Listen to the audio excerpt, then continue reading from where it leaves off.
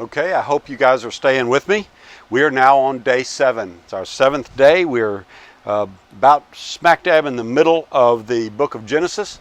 And today we're going to be talking about chapters 19, 20, and 21. Let's start over again. We're on day 7. I hope you've been staying up with me. I hope you're enjoying it. I hope it's a very small price to pay for starting to get a feel for what the story of the Bible is. Anyway, in this today we're going to be reading chapters 19, 20, and 21. And we pick up where we left off in chapter 19 with the story of Sodom. The Lord is going to destroy Sodom, and that this is what happens. So it's going through the whole process of destroying it, conversations that are had between the angels, problems, encounters with the people of Sodom. Lot has encounters with his wife. Ultimately, towards the end of the chapter, he's going to have an encounter with his daughters, and just a whole lot of things happen in here. Ultimately, we know that Sodom and Gomorrah are destroyed. Lot leaves. His wife looks back. She becomes a pillar of salt. Lot and his daughters end up in the mountains, and the daughters decide that they're never going to have a normal life. They're going to be stuck there forever, and they decide they'll have children by their father, which clearly is something that ultimately in the law God's going to say is not allowed. I suspect it probably was considered an abomination even at that time, but we have no record of it. 2 children are born from that.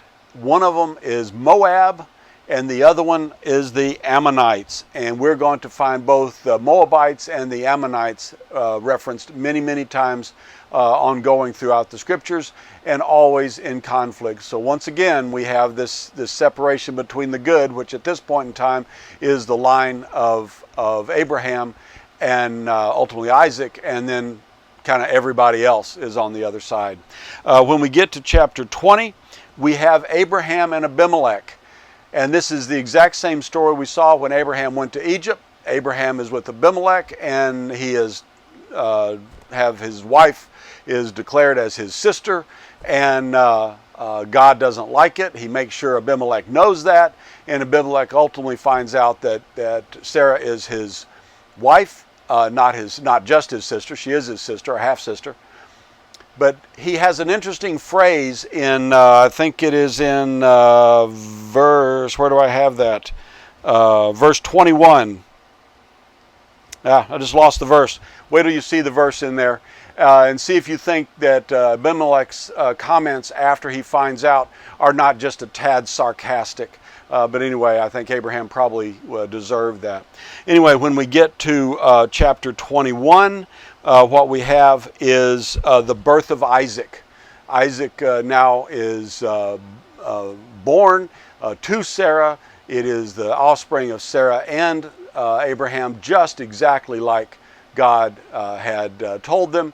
And then this conflict between Sarah and Hagar just blows up, and it's even worse, and she sends Hagar out. There's a conversation between Hagar and God, and then we basically end the chapter. So when you're reading through this, look at all the things that are going on. Sodom and Gomorrah.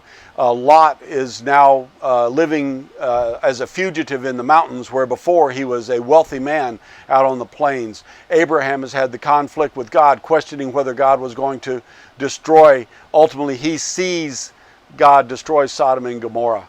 And then at the end of all of that turmoil, Isaac is born, the child of promise. Enjoy it. I hope you have a good day, and we'll talk to you again tomorrow. Thank you.